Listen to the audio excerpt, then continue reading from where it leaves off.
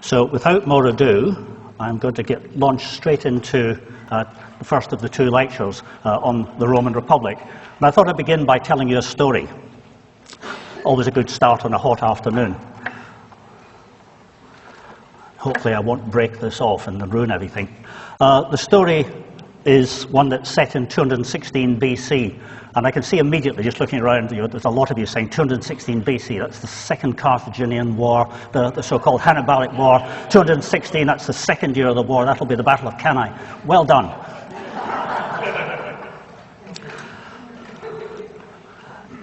You probably know the rest of the story as well, but I'll nevertheless tell you it again. 216 BC, that's 2 years after Hannibal has marched his army from Spain all the way across here. Carthage, of course, is here. It's just outside Tunis in modern Tunisia, the city of Carthage. But Spain at that time, a large part of it was part of the Carthaginian Empire. So Hannibal, in this second Carthaginian war that he fights with the Romans, has marched his army from Spain through southern France, across the Alps and down into Italy. And in 216, he reaches the third of the major battlefields in which he is to destroy Roman armies at the beginning of his invasion. There at Cannae, down in the southeast in Puglia. His march into Italy had led to him encountering a Roman army right in the north of the country, first of all, at Piacenza, up here, where he destroyed a Roman army very quickly. And then shortly afterwards, just the Battle of the Trebia was at the end of 218. In 217, a bit further south at Lake Trasimene, he encountered another Roman army, which again he destroyed. That's it there, just in the eastern side of modern Tuscany. And then, as a result of these two destructions of Roman armies, we're told by Roman sources, there are no Carthaginian sources, but Roman sources admit that they are thought to have lost about 40,000 men in these two battles. An absolutely stunning loss for Rome to suffer right at the outset of this invasion. It wasn't over. The following year, he encountered another Roman army at Cannae, further south. That is down there that I showed you a moment ago. This one, unlike the previous Roman armies, which had been a single consul with a single consular army, this time both of the consuls for the year were in the field together with a combined army, and they had then doubled the numbers as well. So the Romans themselves claimed that they put an army of about 80,000 into the field. Absolutely huge army by the standards of antiquity and right through until relatively modern times. So both consuls are there, Lucius Aemilius Paulus and Gaius Terentius Varro, the two consuls for the year 216. It turned out to be one of the worst military disasters in Roman history.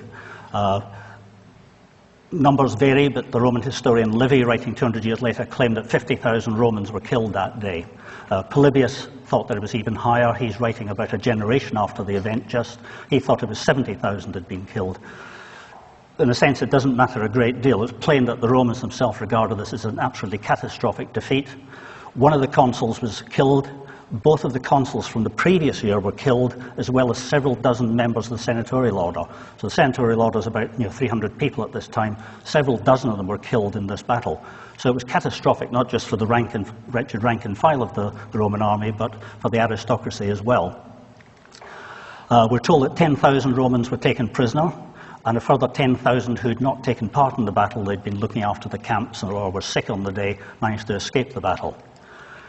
We're told that about the same time another Roman army operating in the north of Italy was defeated, and 25,000 Roman soldiers were killed in that battle. So in 216, 50, 70,000 killed at Cannae, perhaps another 25,000 killed in the north of Italy. Even by the standards of modern warfare, this is catastrophic.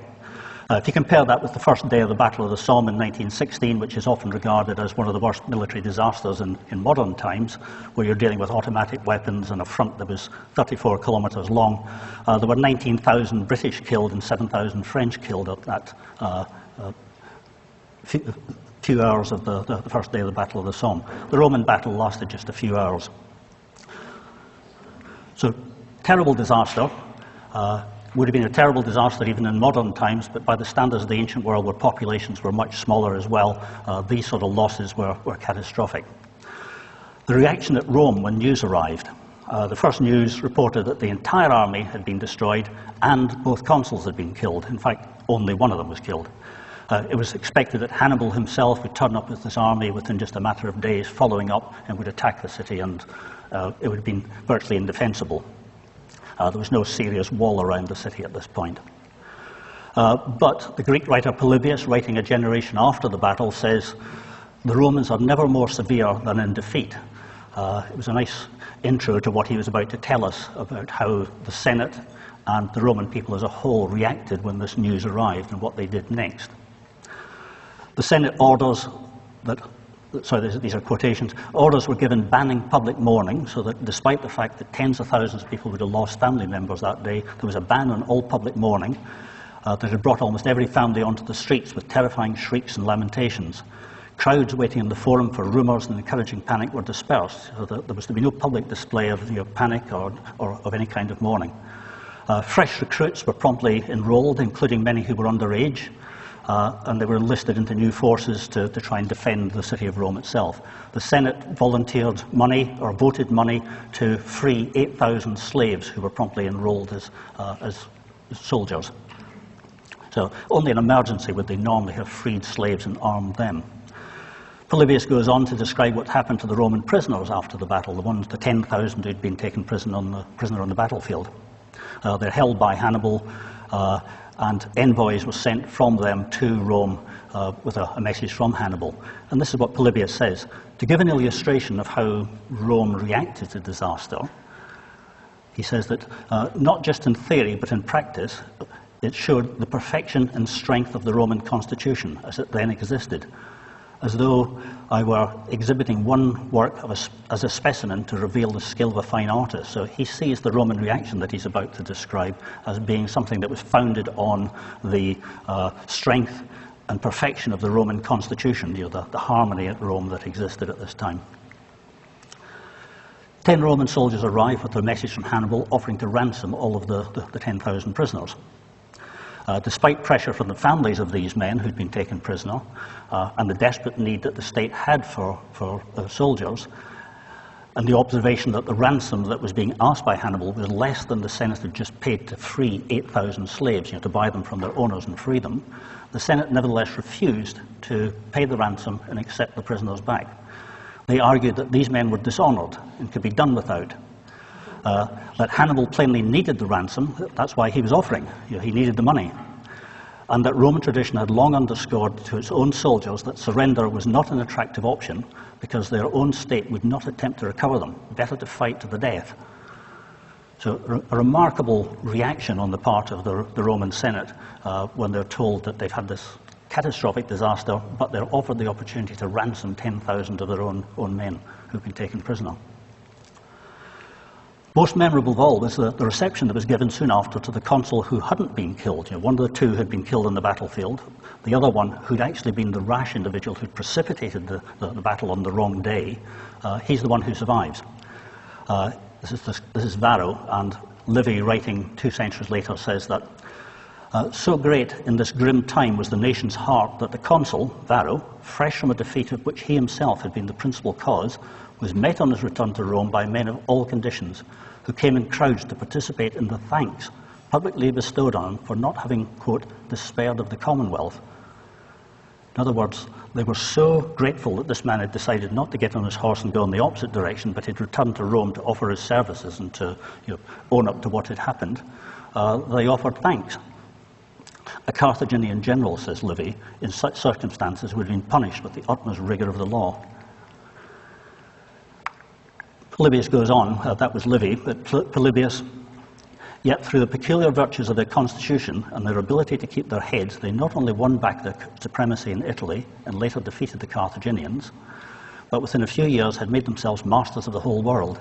In other words, because he is able to look back, he's writing in about 167 years, something like 40, 50 years after this disaster, he's able to look back and see that not only did they get past this terrible crisis, but they went on to defeat Hannibal and ultimately to bring virtually the whole of the Mediterranean lands under their control. It's thought that he had about 20,000 when he crossed the Alps, plus elephants, most of which were dead by the time they reached Cannae. But the Battle of Cannae is one of those rare occasions in history where a small army surrounds a much larger one and then proceeds to annihilate it. It was a tremendous humiliation for Rome, not just a catastrophe, but a military humiliation. So there's a story, which is one that Polybius, whom I'll come back to again in a moment and explain who he is. Polybius, he lays much of the credit for Rome getting past this terrible crisis on the strength of their constitution. And that's why I want to turn now to looking at the nature of the Roman Republic, which I showed you in this timeline last time we met, fits in there between the regal period and the beginning of the Roman Empire, running from, according to the Romans, the Republic came into existence in the year we call 509 BC, and then it ran down to, well, depends on what you want to take as a terminal point. I usually take 30 BC, the year in which Octavian, the future Emperor Augustus, defeated Mark Antony, and Cleopatra were killed, so that Octavian ushers in what we now call the Roman Empire with a capital E. But we're looking at a period of almost 500 years, from 509 down to about 30 BC. It's a period that saw Rome going from being just a little city-state on the Tiber, a rather miserable place. The Greek cities in the south of Italy would have looked down their noses at it. Didn't have any proper stone buildings, much less nice marble ones. But it goes from being a little city-state in the central Italy to being a Mediterranean-wide empire. It's the period that sees the evolution of what the Romans regarded as a balanced political system that underpins the strength of their constitution and their society, and then takes us through what we call the Imperial Republic, when Rome breaks out of Italy in the Republican period and becomes an imperial power with its first province. That's Sicily in 241 BC. It's the first occasion when they've had territory outside the Italian peninsula, instead of simply absorbing it into their peninsular territories. They appoint a governor to go out each year and look after it for them. But the period we're interested in is that one. In the second lecture, I'll be looking at the Roman Revolution, the three items that I've listed at the end there. Just before we move on to looking at the nature of the Roman Republic, I thought I'd just draw your attention to one of the interesting features of Italy in this period. Unlike Greece, where there were a lot of different dialects, but essentially they were all Greek speakers in the region that we come to think of as Greece, Italy is quite different. There are a huge variety of languages there, not just various dialects in this Italic group here, of which Latin is just one. It's mainly in this area here. But these are all dialects. People could, to some extent, understand one another, but they were dialects of Italic languages. Much more surprising, and something that makes it more interesting, is that there are other Indo-European languages that would not have been intelligible to anybody in this group, or vice versa. So we've got the Celts in the north, we've got Greeks down in the south, and the Messapians up here. And even more unusual is this lot here, the unclassified ones that don't fit into the Indo-European category at all. The Etruscans to the north of Rome, and the Ligurians around here. So a huge area of northern Italy was people who didn't even speak an Indo-European language. So one of the great achievements of the Roman Republic wasn't just their conquest of all of the Italian peninsula, but the fact that they were then able to assimilate people who belonged to quite different language groups, not just those who had different dialects, but were similar to Latin in some ways, but to people who had languages that were completely unintelligible to one another. So it's quite an achievement of Rome to manage that. It's in this period of the last couple of centuries of the Republic that Rome undergoes a process of tremendous expansion within the Italian peninsula, then starting outside that as well. This almost annual warfare. The Romans themselves were almost proud of the fact that after about 800 years of history, they believed that there had only been 2 years in which they'd not been at war with somebody or other. When they defeated their neighbours, as they almost invariably did, they suffer numerous disasters, military disasters in the history, but they always won the last battle and you ended up winning the war. The outcome of a defeat of one of their neighbours is they impose on them a bilateral treaty. It's a treaty between Rome and this state they've just defeated. There are other defeated states around, but they're not allowed to have contact with one another. The treaty is purely between Rome and the individual state they've just been at war with. It often then leads to an exchange of population, as Roman citizens who don't have land or don't have much land are transferred into some confiscated territory that they've just taken from their defeated neighbour. colonies being established of Roman citizens. Sometimes populations from the defeated people will be brought into the Roman territory. So there's something of an exchange of population takes place. They impose a tribute, but they're not interested in money. They want their manpower. So the tribute they impose on their defeated neighbours is that the next time there's a war, they will be called upon to provide soldiers as well to fight along with and under Roman command. It's an important development that they don't seek to acquire money from their defeated neighbours, but they want their manpower. The Roman citizen body in this period of the Republic is one that's growing steadily. People who are defeated are turned into allies, soci.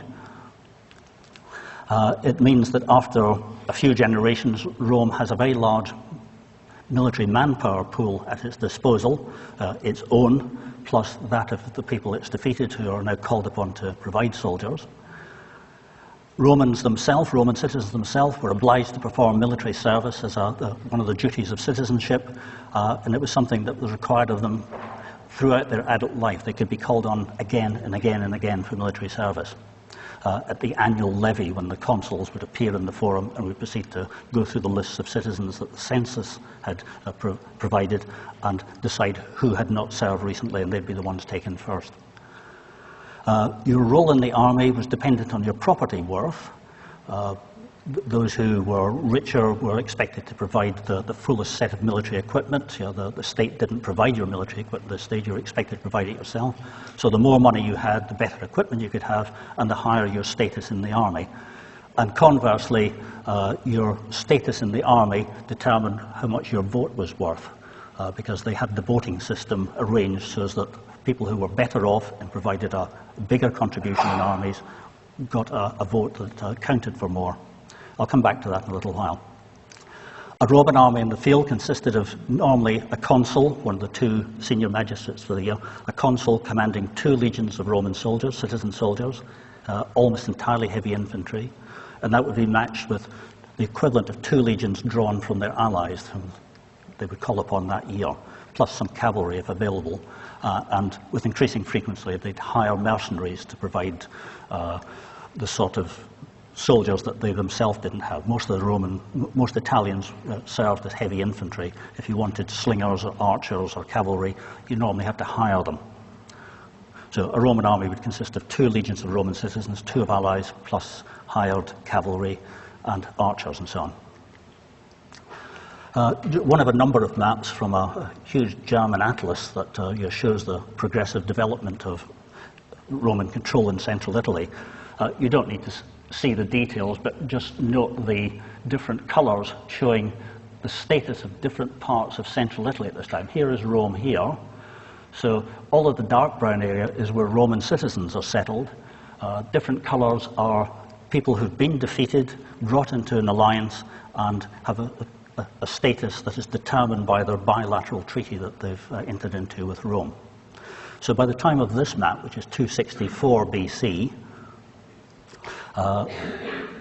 Roman citizens are to be found very heavily in central Italy, but elsewhere, areas that are shaded in yellow as well are areas where people have entered into, usually not voluntarily, entered into a treaty relationship with Rome, and their manpower can be called upon in time of war.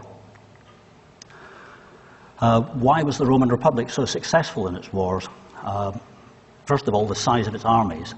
Unlike the city-states of the Greek world, which did not normally call upon manpower from their neighbours, except by entering into a genuine treaty with them to try and agree on how they would operate in the field, Rome is able to call upon this huge manpower of its own citizens plus its allies. Partly its organisation, partly its stamina, partly determination, and there I just mentioned the Pyrrhic War. You're all familiar with the expression a Pyrrhic victory. King Pyrrhus of Epirus in the early 3rd century BC was regarded as one of the great military figures of the time. He was a nephew, or great-nephew of Alexander the Great. He invaded Italy to support the Greek states in the south of Italy that were at war with Rome. Over the course of 5 years, he inflicted a whole series of defeats on Roman armies, but every time he defeated one, each defeat seemingly being more catastrophic than the previous one, another Roman army would reappear and he'd have to defeat that. And each time he fought them, he was finding that Rome was continually able to put another army into the field, whereas his forces were suffering losses and his army was getting smaller.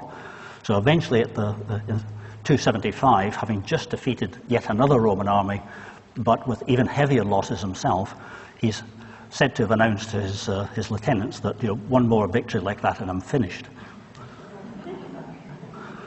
The Romans just did not give up. If they were defeated, they would put another army into the field and come back again and again and again until they did win. This is partly their conviction that they were divinely intended to be successful, to be rulers of Italy and the adjacent countries. But it's also the more prosaic explanation that they have this underlying political and social stability. There's a sense of harmony and fairness in Roman society that you frequently did not find, or you infrequently found in other states around them. And all of this despite the fact that their generals are often inept. They had no training, there was no training school for officers in the Roman Empire, in the Roman world, and a general was simply somebody who was the magistrate for that year who had managed to get enough votes to reach the top. He'd have some military background, but possibly just as in the ranks himself. They fought a lot of wars. I've put up just the principal ones here. There's the Pyrrhic War that I just mentioned in 280-275, the First Carthaginian War, 264-241, and so on. I won't read them all. Right down to the Third Punic War, or Carthaginian War in 149-146. These are the major wars. There's a background there of almost continuous warfare going on in Spain. Rome spent about 200 years progressively biting off bits more of Spain year after year after year. So that in addition to these major wars, there is this warfare going on in Spain all the time that soaked up Roman forces.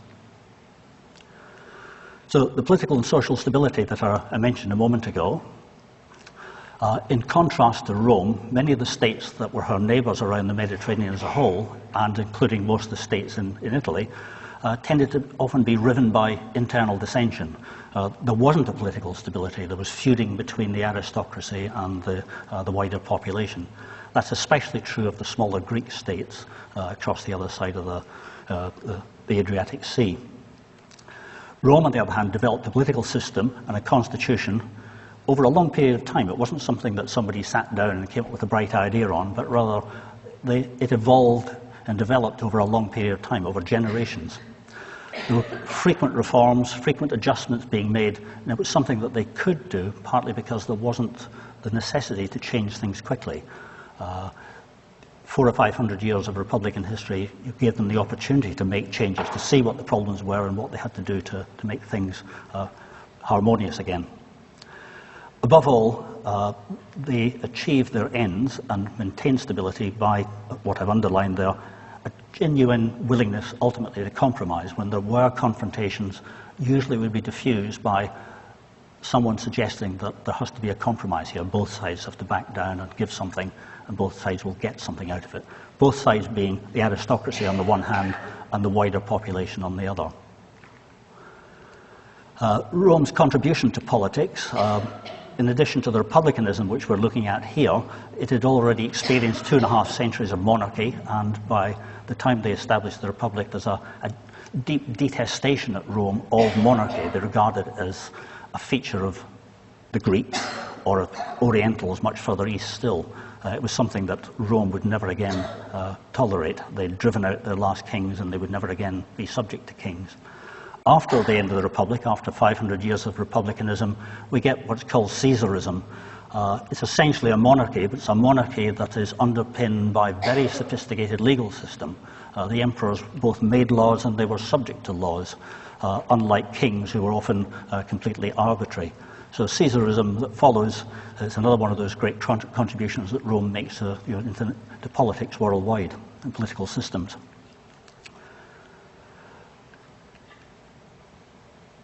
I've just said most of that. How do we know what we do know about Roman republicanism? Where does the information come from? The answer is this man whom I mentioned a moment ago, Polybius. He's a Greek. He's from Chaeronea in Arcadia, in the southern part of Greece, and he lives from probably about 200 BC down to 118 BC. So he's about 80 when he dies. a long life for the standards of antiquity. In 167, his state of Arcadia had been at war with Rome, had been defeated, and he was one of the local aristocrats in Arcadia who was rounded up and sent to Rome as a hostage for the good behaviour of his state. That's at the end of the Third Macedonian War, so not a happy occasion for the young Polybius, but he's packed off to Rome. It turns out rather well for him, because he's taken in as a hostage into the household of one of the great Roman aristocrats of the time, a man called Publius Cornelius Scipio Aemilianus. Wonderful name. And while he's there, living in the household of this great man and seeing Roman politics at work every day, he becomes a tremendous admirer of Rome and of Roman institutions, particularly when he compares them with Arcadia, his home state, and what happened more widely in the Greek world. Rome has plainly got something that is important and is worth describing. So he writes a history in Greek, and it's intended not for Romans, but it's intended for other Greek speakers. He wants to explain to his fellow Greeks, who are to be found all the way from southern Italy through the Greek peninsula in Western Asia Minor and right the way around into what's now Syria and beyond, as a result of Alexander the Great's campaigns. He wants these Greek speakers to understand what it is that Rome has that's important and why it is that Rome is so successful. You know, this rather uninspiring state, rather backward-looking state in central Italy is nevertheless emerging as a world power. So he writes his history, and he begins by explaining why he's done it. It's one of the most famous quotations from any ancient author. There can surely be nobody so petty or so apathetic in his outlook that he has no desire to discover by what means and under what system of government the Romans succeeded in less than 53 years, he means from 220 to 167, in bringing under their rule almost the whole of the inhabited world, an achievement which is without parallel in human history. Some exaggeration there. Or from the opposite point of view, can there be anyone so completely absorbed in other subjects of contemplation or study that he could find any task more important than to acquire this knowledge, which is why we're all here today. You know, there's nothing more important for us than to hear about this. He then proceeds to write a lengthy book, which fortunately has survived almost in entirety. There's a Penguin translation of it, there it is. That particular passage underscores Polybius's view that it was the Roman constitution. You know, its army is important, its organization of its army is important, but the single most important feature that underpins Roman strength and has led to its dominance is its constitution. So he devotes all of the sixth book, this is a long chapter, book 6, in this history. Which takes me back to what I said at the outset with the story about the Battle of Cannae, in which he explains that the Carthaginians would have behaved very differently. If it had been a Carthaginian army that had been defeated and its general had turned back up home, he'd have been tortured to death. I didn't make that up. This is how Carthaginians tended to behave towards their defeated generals. The Romans, on the other hand, as we saw, welcomed Varro back and thanked him for not despairing of the Commonwealth. Incidentally, Polybius is also one of the two best sources we have for the nature of the Roman army, the other one being another non-Roman, Josephus, and again for the same reason, that he's an outsider wanting to describe something to his co-religionists in the case of Josephus, the Jews, or to his fellow Greeks in the case of Polybius. So if you've not made up your list for Christmas presents yet, this Penguin translation of Polybius is one that you should have on the list, though. I've got 2 copies. Polybius proceeds to explain what the Roman constitution is in this book 6. You know, he observes that there are 3 different forms of government. There's kingship, aristocratic rule, and there's democracy. But he says that in each case they degenerate. No matter how well they begin, they will degenerate into something else. Just like kingship, no matter how benign the first of kings, it'll inevitably turn into a tyranny. And they're looking back to Rome's own experience there. Aristocratic rule will turn into an oligarchy, a tyranny by an aristocracy. Democracy will turn into mob rule. Demagogues will take control of the people and lead them astray. So he says that each of these 3 forms of government is flawed and will degenerate into something that is undesirable. But the Romans had found a way of incorporating each of those three into their constitution, but with checks and balances, so that in Rome you could find all three of these things. You could find something that looked like kingship, something that looked like aristocratic rule, and something that looked like democracy, but they were in balance with one another so that they would not degenerate into their worst counterpart. And again, he stresses this point that traditionally they resolved political and social confrontations between the different classes by compromise that was for the benefit of all. The elements of all three forms of government, well, he points to the king-like consuls. There are 2 consuls each year. They have tremendous power. They're like kings, but they have to be elected. They have to be voted into office, so they have to compete for office. There's always 2 of them, so they can act as a check on one another, and that's true of virtually every Roman magistracy. There's at least 2, so they act as a check on one another. They're only in office for 12 months, and then they have to move aside while somebody else who's been elected takes over from them.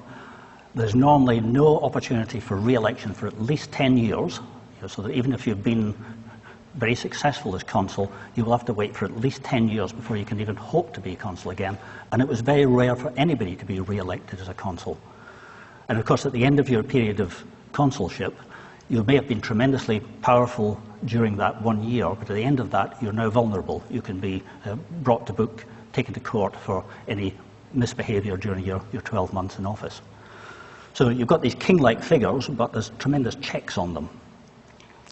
Then there's the Senate. This is the aristocracy. They're held in check by the need, likewise, to have votes. To become a member of the Senate, you have to be elected to one of the junior magistracies. The consulship's right at the top of the heap, but there are junior magistracies. You have to be elected to one of those. When you've been elected, at the end of your year of office, you would normally be enrolled in the Senate for the rest of your life. You would only be ejected if you were involved in some kind of scandal. But normally, once you'd held a junior magistracy, you became a senator, so it became a lifelong position that you held. But you need to be elected to one of these magistracies in the first place. Most Roman senators wanted not just a junior magistracy, but they wanted to go on to the next one up the rung, then another one after that, ultimately leading, hopefully, to the consulship. So they were always looking to be elected to new magistracies, and there was always a gap of a few years between each of these, a compulsory gap. You couldn't go from a junior magistracy to the next one the following year. You had to wait 2 or 3 years. And there were age limits as well. They didn't want young firebrands standing for election and behaving recklessly. There's ferocious competition because there aren't enough magistracies. There's about 300 senators. Their families likewise want to bring their members into the Senate, and so there's fierce competition to be elected to one of these magistracies. So the aristocracy are constantly having to turn to the people who do the voting, to canvass their support. Collectively, the Senate acts as a check on magistrates. None of these senators, ambitious men themselves, wanted any one of their number to become too powerful. Normally, the Senate initiated new laws, but they would then have to take it to the Assembly of the People to ask them to vote it into law. It would be a proposal until it had been voted on, at which point it becomes a lex, a law. And then finally, the third element, the democracy that Polybius had referred to, the people. This is the second part of the formulaic sovereign body, the Senate and people of Rome, the Senatus Populusque Romanus, that you still see if you've been to Rome stamped on the drain covers from Mussolini's time.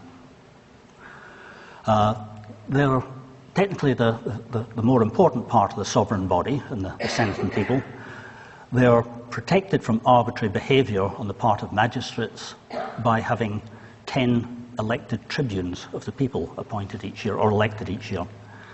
This is one of those compromises that goes back to an earlier stage in the Republican period, when in a confrontation between the aristocracy and the wider population, the aristocracy were obliged to give way, to compromise, and to say, okay, in future we can have these 10 tribunes of the people who can act as your protectors. They were literally their protectors. If a citizen appealed to a tribune to be protected from the behaviour of a magistrate, the tribune was expected to step in and say, I forbid it. Veto is where our word comes from. So the tribunes had this power of veto to block, prevent anything, and to prevent arbitrary behaviour, in particular by magistrates. They also had the power to convene the assembly of the people. They could call out the wider population and put proposals to them, which senators were not allowed to do. They had to do it via one of the tribunes. And they could present items to the assembly for them to vote on. They normally didn't do that, but it was possible for a tribune to make a proposal direct to the assembly of the people, and that would be called a plebiscitum, or word plebiscite.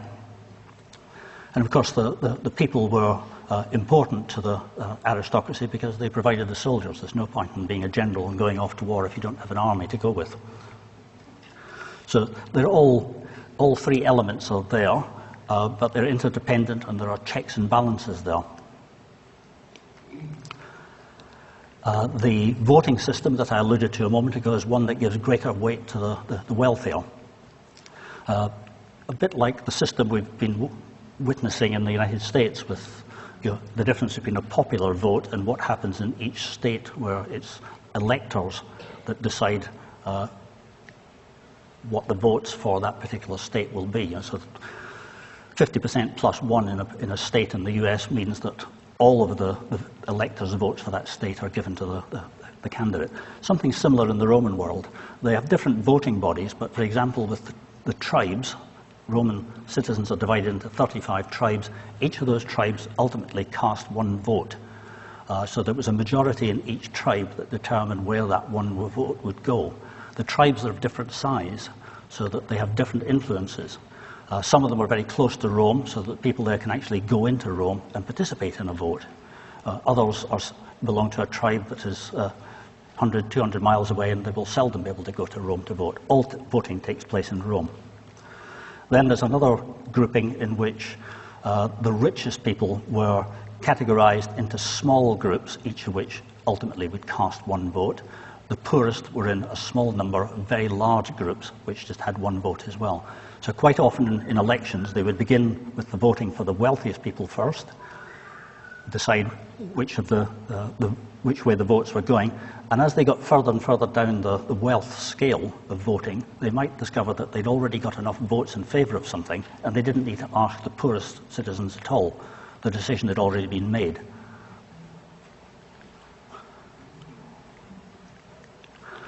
In a grave emergency, the Senate would appoint a single senator as a dictator. That's the title that they gave him. He would have a master of horse as his deputy. The dictator would have absolute powers, but it was for a maximum of 6 months. It was to get over some particular emergency, and it was regarded as a matter of honour to fix the emergency and to resign your dictatorship before the 6 months was up. Very rarely done by this stage. They'd done a number of times during the war with Hannibal, but the last occasion had been in 202 BC, and then it was not to happen again for 120 years. Partly because the Romans disliked the idea of somebody having absolute power. It smacked too much of kingship.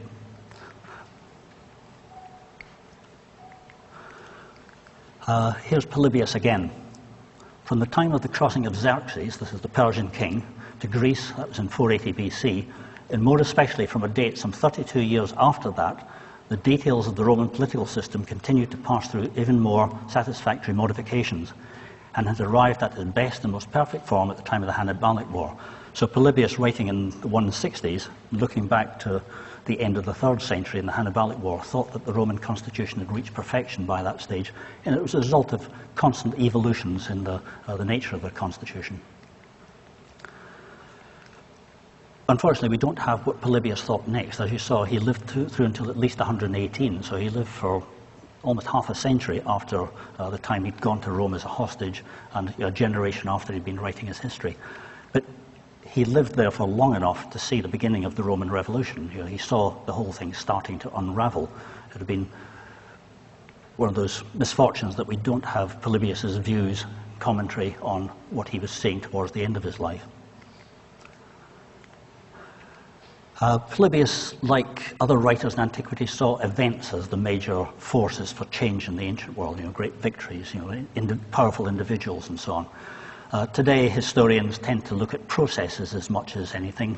They will recognize the importance of events and of individuals, but processes at work that are often unseen, that are happening slowly over a long period of time, are often seen as at least as influential and sometimes the most influential things.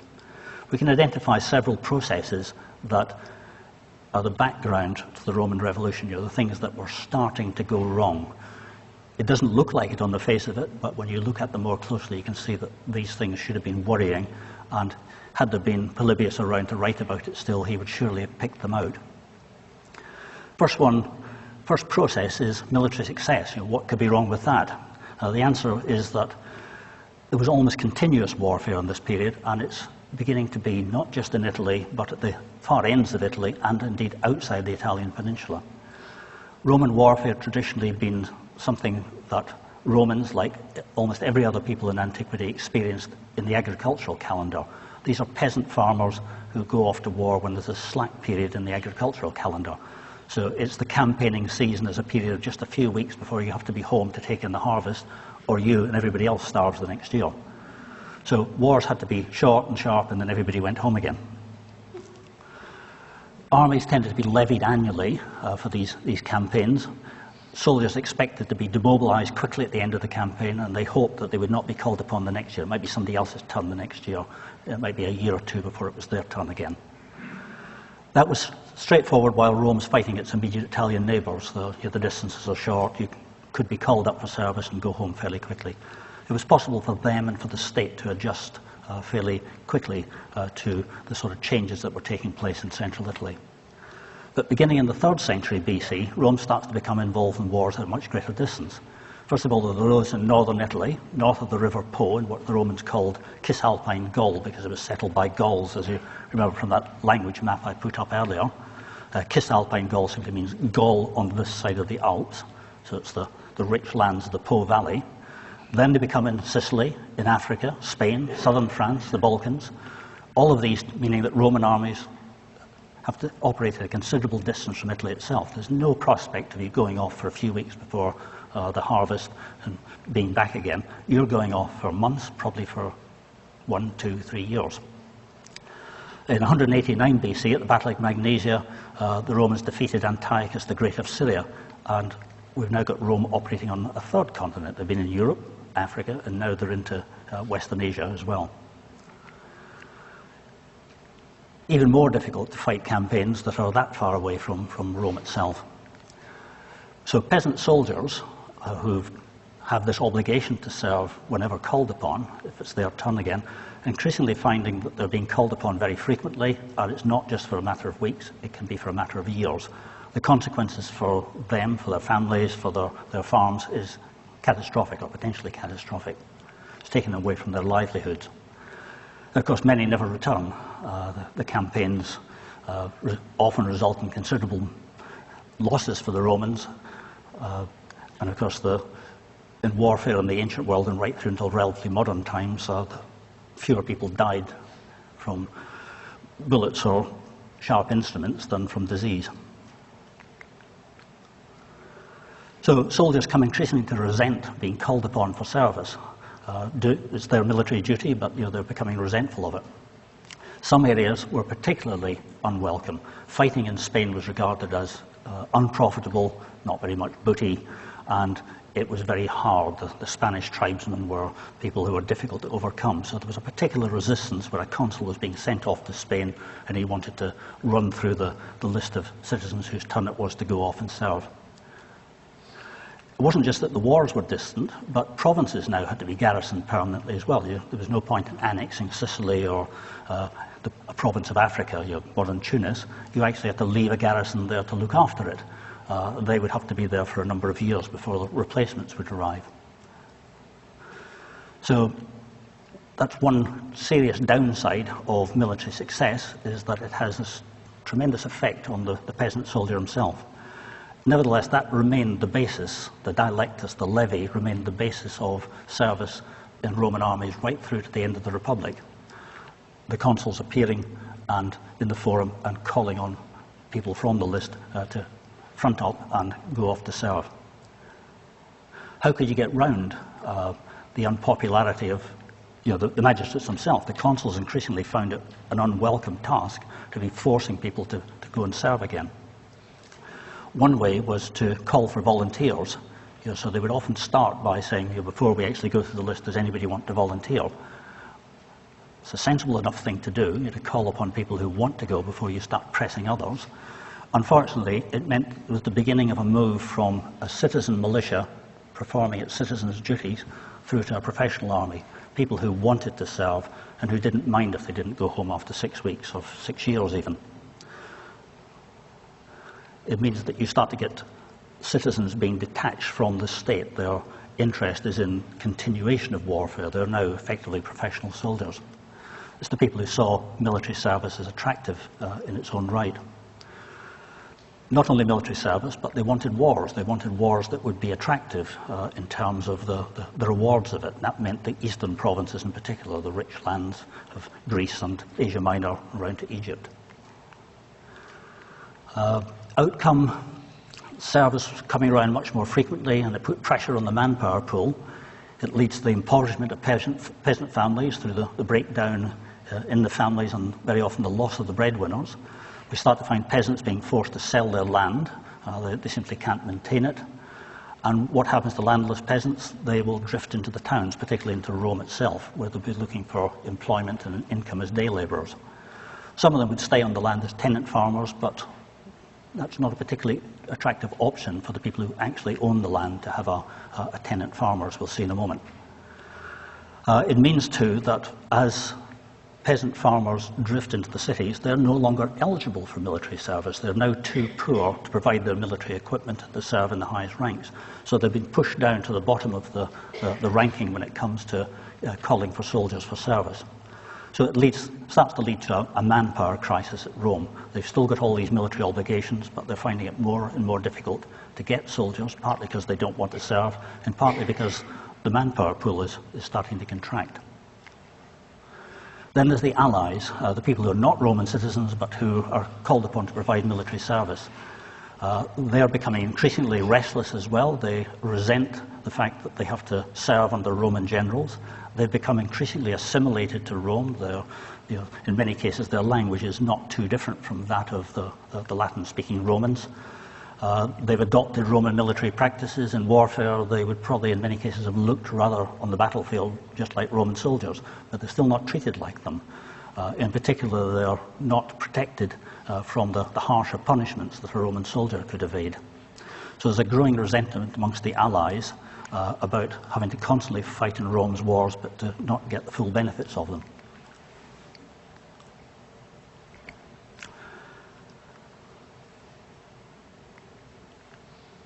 The distant wars affect the allies as well. It's not just the Romans who are affected by them.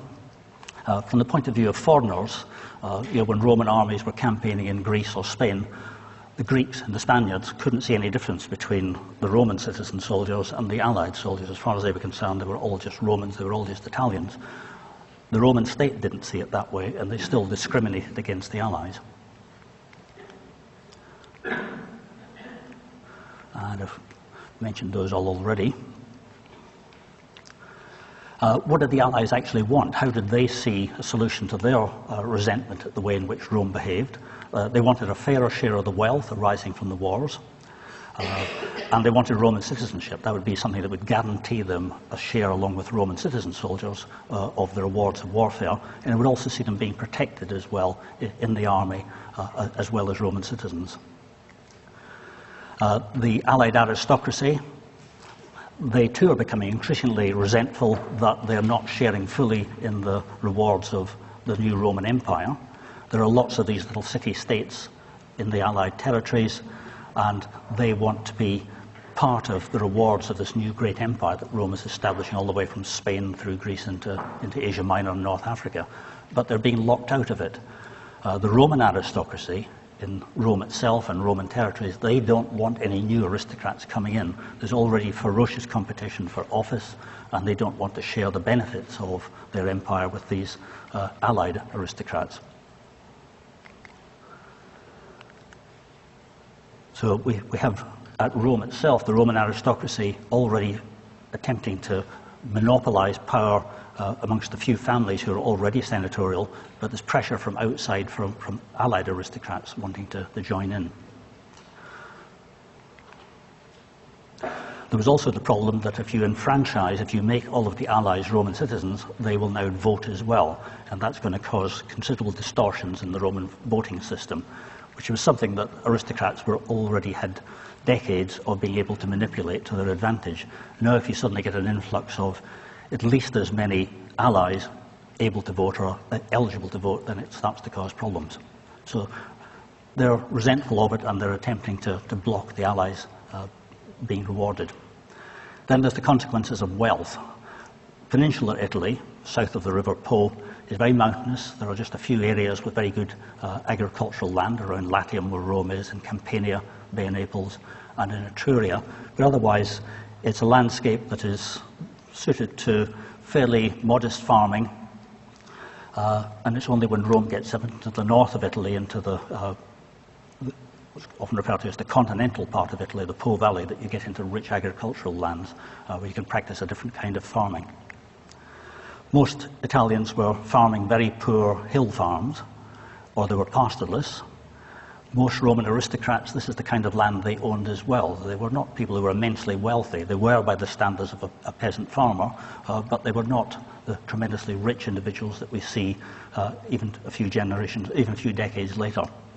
The gap between the richest and poorest senators, for example, was not particularly great. They were all people whose wealth was invested in land, and the land itself in Italy was largely fairly poor agricultural land. So there's no immense inequalities at this stage in the 3rd and 2nd centuries BC, but things are starting to change. Most Roman aristocrats live fairly unostentatious lives. That begins to change. First of all, acquiring lands in the north of Italy, in Cisalpine Gaul. Then we start to find victorious generals bringing enormous booty back from their wars overseas, which has nothing to do with the wealth of Italian farmland. And it starts, this influx of wealth starts to sharpen the nature of politics at Rome. Wealthy senators can now invest money in politics, through bribery and putting on displays, trying to win over the voters. The immense riches in particular were to be found in the east, so there was this incentive to fight more wars in the eastern end of the Mediterranean, and to constantly be looking for new wars, not for them to be forced on Rome, but for them to go out of their way to find states to fight. The state becomes immensely rich, so that at one point they're able to abolish direct taxation on Roman citizens for something like 1.5 centuries. We can only dream of that, can't we? The state and the rich start to invest in building programs, in Rome itself in particular, so that was at the same time as you've got people being forced off the land, peasants being forced off the land because they can't maintain their farms, they're being attracted into the cities where there's opportunities for income in these great building programs, but they tend not to be continuous. It's something of a problem that the great building programs have. There's a great splurge and then it tails away, then there's another one, and so on. But it leads to the growth of an urban proletariat at Rome, and it's from the Romans that we get our word proletariat. They're the poorest members of the Roman citizen body. They're citizens, but they're so poor that they cannot provide themselves with any military equipment at all. They're called the proles, and their only role when war came round would be if they needed to put a fleet in the water, and then these people would go and actually pull on an oar. They had no other function. That and to breed children for the next generation. So we start to find the wealth being directly used in politics as the great senatorial families see how they can enhance their own family's reputation, that they can win magistracies by using the money that they're bringing in. And the ones who would be most advantaged by this would be the ones who lived in or closest to Rome, and in particular the voters there who could be bribed most easily. Now I'm just going to quickly, since the movement at the door suggests that the tea's starting to go on, I'll need 5 minutes while they brew the water. I just want to bring in something else. Yes, slavery, I think, is the last of the 4 categories of process that's work that influences what's happening in this period down into the 2nd century BC. It's the background to the Roman Revolution. It wasn't just wealth in the form of bullion and coined money that was coming into the Roman state in this period, and the effect that had on a traditionally very conservative, very austere society. It was slaves as well. One of the objectives of warfare was to enslave the populations that you defeated, not just the soldiers that you took prisoner in battle, but you would round up the civil population as well and carry them off as slaves to be sold in the great slave markets of the ancient world, particularly the island of Delos in the Aegean.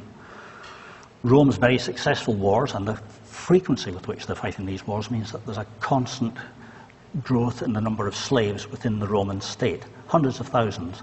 The Romans often brag about just how many people live enslaved in the course of a war and how this has made them rich.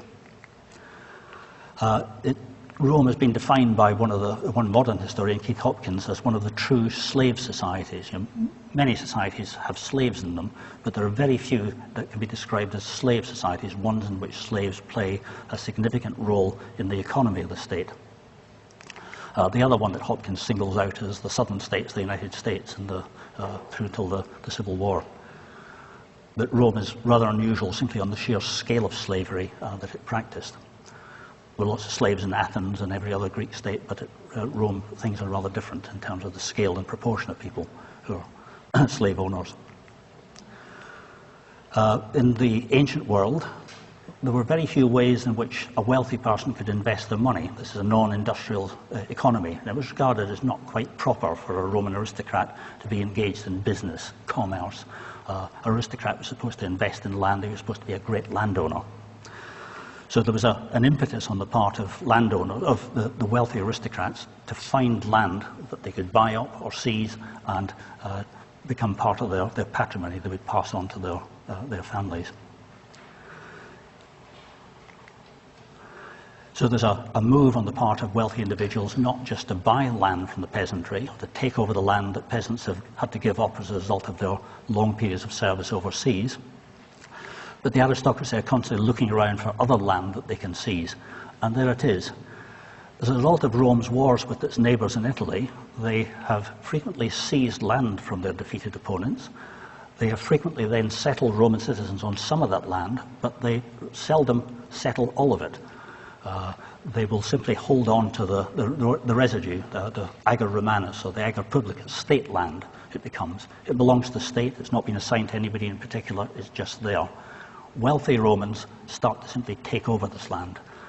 They've no right to it, but they take it over, they start using it, and they incorporate it into their own holdings, their own legitimate holdings. The result being that by the time you reach the middle of the 2nd century BC, where there's a desperate need for the Roman state to start settling some of these unemployed citizens in Rome, to start settling them on as farmers elsewhere, the land has been taken. They own it, the state owns it, but wealthy aristocrats have now occupied it. And as far as they're concerned, it's theirs. They've had it sometimes for generations. The other thing that's important is that it was much more convenient for wealthy aristocrats to farm their lands through slaves rather than through tenant farmers. They not only wanted the peasant farmer to leave so as they could take over his land, but they didn't want to keep him on even as a tenant farmer. It was much cheaper, much more efficient to bring in gangs of slaves and to manage your lands through gangs of slaves. Happily, there are now hundreds of thousands of slaves being brought into the Roman state as a result of our wars. So we start to find a change taking place in agriculture in Italy as well. Instead of huge numbers of peasant farms, peasant farmers supplying virtually all of their own needs with mixed farming. Most peasant farmers practice a mixed form of farming that will involve them providing for virtually everything they need themselves. Great aristocratic landowners, they can view things rather differently, and increasingly they turn over the land to pastoralism, with a few slave shepherds looking after flocks of sheep that would be transhuming up and down the peninsula in even greater numbers than the past. Or in the vicinity of Rome, they can turn over to producing via their slaves for the markets of the city of Rome itself and its growing population. A move away from growing cereals to growing oil and producing oil and wine on a rather larger scale than in the past. So the influx of slaves is an important change that's taking place, and with 2 minutes to run, slaves start to impact in another way as well. Increasingly alien in character. Rome's earlier wars had resulted in the enslaving of peoples in Italy, people who looked like the Latin-speaking Romans, sometimes spoke the same language or a dialect that was intelligible, But now increasingly slaves are being brought in from much more distant lands, speaking languages that are completely unintelligible, and it wasn't so bad those coming from the civilized Greek East, some of whom could read and write and could become household slaves and didn't eat peas with their knives. But we're starting to get large numbers of slaves being brought in from Spain and Gaul, and these people are barbarians. They're only fit to be used for heavy labour on the land, or in mines and quarrying and so on, where they're expendable. So increasingly the population of Italy is one that's changing as well, at the same time as Roman citizens, as we'll see in a moment, start to be settled overseas, and there's a great flooding out of Roman citizens from Italy. We've got hundreds of thousands, perhaps a few million slaves coming into Italy from other places. So the demographic shape of Italy is changing quite rapidly in the 2nd century BC, and even more in the 1st, as we'll see. Much harder to assimilate, and there's this curious feature as well, that if you were owned by a Roman citizen and you were freed, you became a Roman citizen yourself. You went from the lowest status slave to enjoying the highest status. So it was worthwhile being freed by a Roman owner, and it became a feature of wealthy Romans that they would put on an ostentatious display of just how wealthy they were. They'd leave in their will instructions that on their death, all of their household slaves, not normally the ones on their farms, but all of their household slaves, who might run to hundreds, would be freed, and they would automatically become Roman citizens, part of the Roman population. This is especially true in the immediate vicinity of Rome.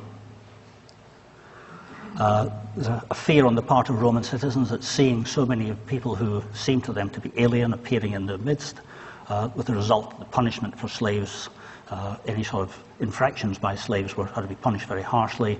Slave revolts begin to break out, in particular the revolt of Spartacus in the 1st century BC. Slave wars were very dangerous, very disruptive, and they were tremendously unpopular. Nobody wanted to fight in a slave war, because if you won, there was no booty. If you lost, it was hugely humiliating to be defeated by slaves. So, conclusion, by the end of the 2nd century BC, and the background to the Roman Revolution we'll look at in a moment, Rome has had huge successes, but there are now serious economic strains, there are social strains, political ones, and there are religious strains starting to creep in. Agitation for reform has already begun before 130 BC, which is when we normally date the beginning of the Roman Revolution, but it has not been successful. And we'll see in a moment what they do to try and fix the problems that have been growing up during the previous 4 or 5 generations from Hannibal's time, what is often referred to as Hannibal's legacy. The Romans defeat him, Hannibal is defeated, but the legacy of the wars with Hannibal are the ones that play through into the Roman Revolution. Okay, I'll see you again in half an hour.